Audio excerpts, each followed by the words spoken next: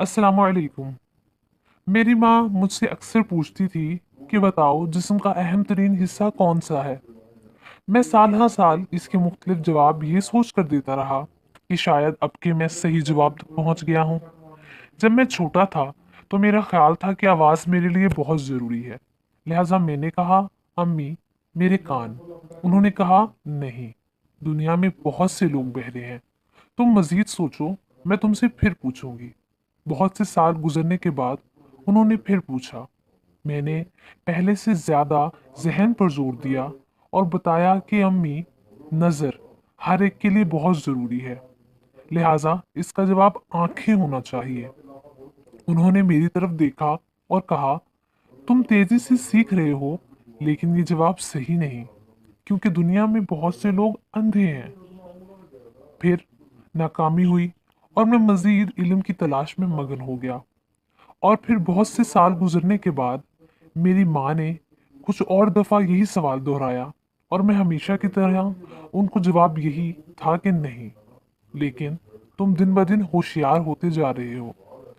फिर एक साल मेरे दादा वफात पा गए। हर कोई गमज़दा था, हर कोई रो रहा था, यहाँ तक कि मेरे वालिद भी रोए। ये मुझे ख़ास तौर पर इसलिए याद है कि मैंने कभी उन्हें रोते नहीं देखा था।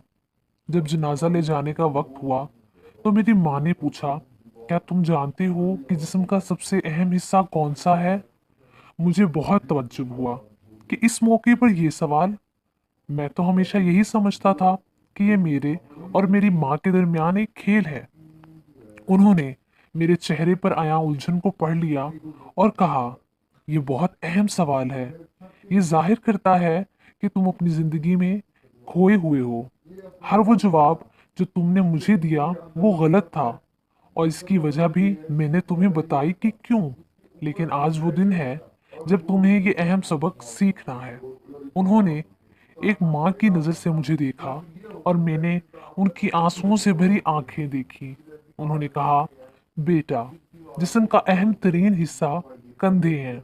मैंने पूछा, क्या इसकी वजह यह है कि उन्होंने मेरे सर को उठा रखा है?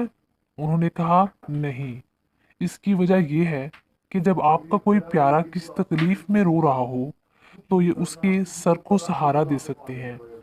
हर किसी को जिंदगी में कभी ना कभी इन कंधों के सहारे की जरूरत होती है। मैं सिर्फ ये उम्मीद और दुआ कर सकती हूँ कि तुम्हारी जिंदगी में भी वो प्यारे और मुखलिस लोग हों कि जरूरत पड़ने पर जिनके कंधे पर तुम सर रख कर रो सको। ये वो वक्त था कि जब मैंने सीखा कि जिस्म का अहम तरीन हिस्सा खुदगर्जी नहीं हो सकता। ये दूसरों के लिए बना है। ये दूसरों के दुख दर्द का साथी और हमदर्द है।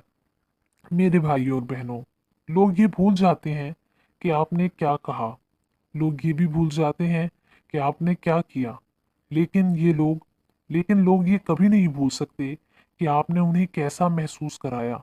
क्या आपने कभी उनके दुख को महसूस किया? कभी उनके बहते आंसू पहुँचे हैं? कमेंट्स में ज़रूर बताइएगा। शुक्रिया। अल्लाह हाफिज़।